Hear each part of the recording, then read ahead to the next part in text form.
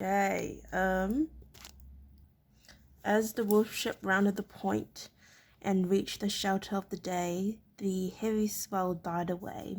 Inside the small natural harbour, the tall rocky headlands broke the force of both wind and swell so that the water was flat calm, its surface broken only by the spreading V of the wolf ship's wake. Is this Scanadia? Evelyn asked. Will shrugged uncertainly. It certainly didn't look the way he had expected.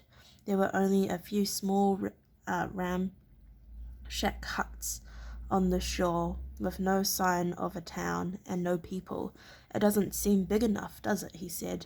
Svengel, coiling a rope nearby, laughed at their ignorance. This isn't Scanadia, he told them. We're barely halfway to Scanadia. This is Scorgil. Seeing their puzzled looks, he explained further. We can't make the full crossing to Scanadia now.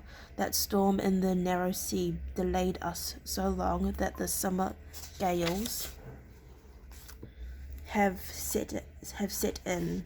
We'll shelter here until they've blown out. That's what those huts are for. Will looked dubiously at the weathered timber huts. They looked grim and uncomfortable. How long will that take? He asked, and Svengel shrugged. 6 weeks, 2 months, who knows? He moved off the coil of rope over one shoulder, and the two young people were left to survey their new surroundings. Scorgil was a bleak and uninviting place of bare rock, steep glaring cliffs, and a small level beach where the sun and salt whitened timber hut huddled. There was no trees or blade of green anywhere in sight. The rims of the cliffs were scattered with the white of snow and ice. The rest was rock and shale, granite, black, and dull grey. It was as if whatever gods the Scandinavians worshipped had removed all vestige of colour from this rocky little world. Unconsciously, without the need to battle the constant backward sea of the waves, the rowers slackened their pace. The ship glided across the bay to a single beach. Eric at the tiller kept her in the channel that ran deep right up to the water's edge, until the keel finally grated into the shingle, and the wolf ship was for the first time in days still. Will and Evelyn stood, their legs uncertain after days of constant movement. The ship rang with the dull thuds of timber on timber as the oars were drawn inboard and stowed. Eric looped a leather thong over the tiller to secure it and prevent the rubber banging back and forth with the movement of the tide. He glanced briefly at the two prisoners.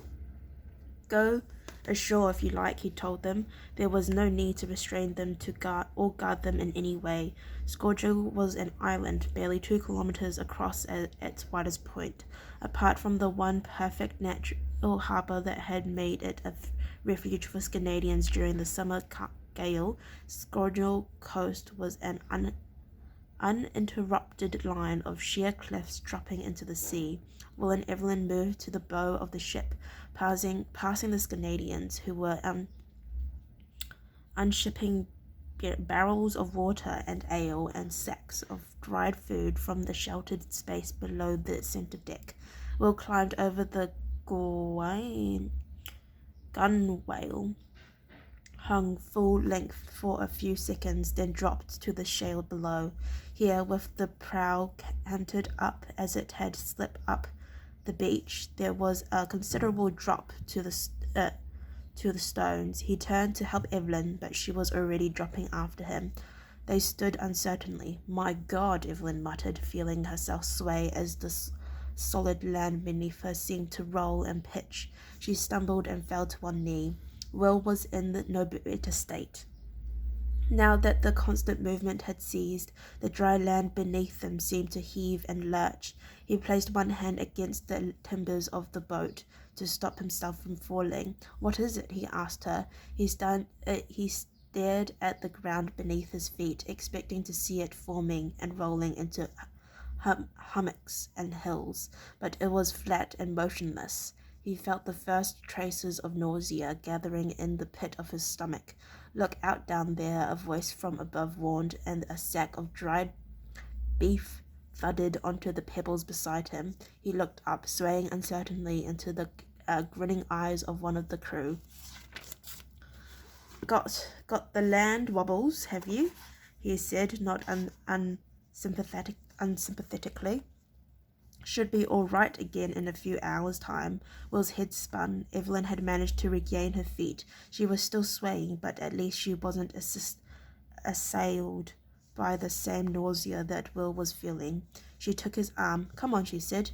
"There are some benches up there by those huts. We might be better off sitting down." And lurching drunkenly, they stumbled through the shingle to the rough wooden benches and tables that were set outside the huts.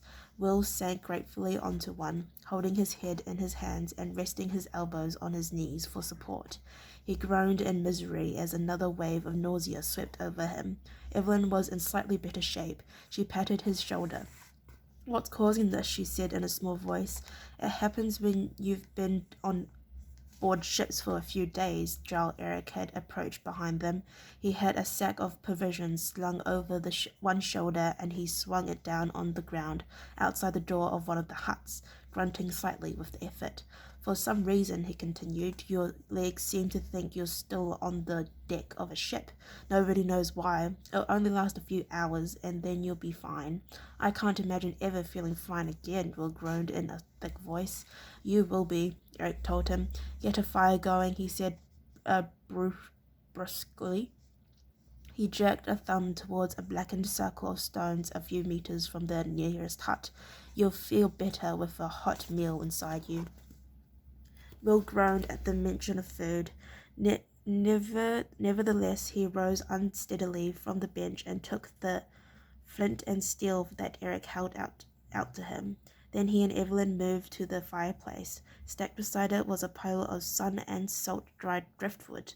Some of the planks were brittle enough to break with bare hands, and Will began to stack the slivers into a pyramid in the middle of the circle of stones. Evelyn, for her part, gathered together bunches of dried moss to act as kindling, and within 5 minutes they had a small fire crackling, the flames looking eagerly at the heavier pieces of firewood they had added now to the blaze. "Just like old times," Evelyn murmured with a small grin. Will turned quickly to her, smiling in return. All too clearly he could see Morghast Bridge looming above them once more, with the fire they had set feeding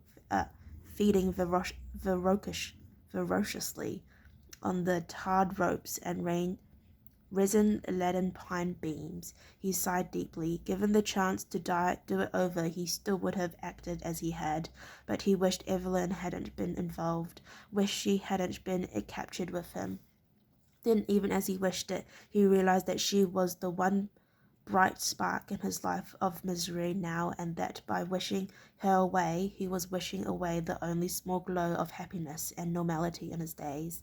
He felt a sense of confusion. In a moment of extreme surprise, he realized that, if she were not here with him, life would be barely worth living.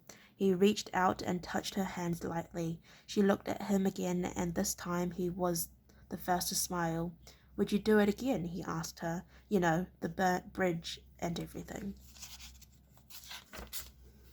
This time she didn't smile back at him. She thought seriously for several seconds and said, "In a moment." "You?" He nodded.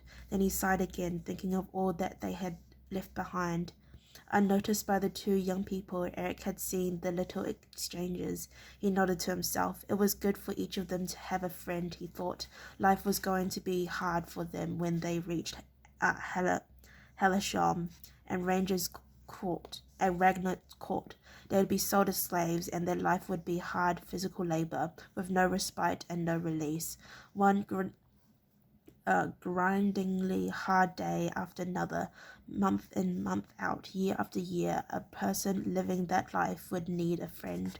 It would be going too far to say that Eric was fond of the two youngsters, but they had won his respect. The Scandinavians were a warrior race who valued bravery and valor in battle above all else, and both Will and Evelyn had proved their courage when they destroyed Morgarth's bridge. The boy, he thought, was quite a scraper. He dropped the wargles like a 9-pine with that little bow of his. Eric had rarely seen faster, more accurate shooting. He guessed that was a result of the ranger's training. And the girl had shown plenty of courage too, first of all making sure the fire had caught properly on the bridge. Then, when Will finally went down, stunned by a rock hurled by one of the Scandinavians, she had tried to grab the bow herself and keep shooting. It was difficult not to feel sympathy for them. They were both so young, with so much that should have been ahead of them. He had tried to make things as easy as possible for them when they reached Halashlom, Eric thought, but there wasn't a lot he'd be able to do. Then he shook himself angrily, breaking the introspective mood that had fallen over him. Getting damn maudlin, he muttered to himself. He noticed that one of the rowers was trying to sneak a prime piece of pork from a provision sack nearby. He moved quietly behind the man and planted his foot violently in his backside, lifting him calm off the ground with the force of the back kick. "Keep your thieving hands to yourself," he snarled. Then, ducking his head under the drywood lintel, he went into the dark, smoke-smelling hut to claim the best bunk for himself. Okay, thank you for listening to me read chapter 3. If you'd like to listen to me read chapter 4, then please stay posted, and I'll see you next time. Bye-bye.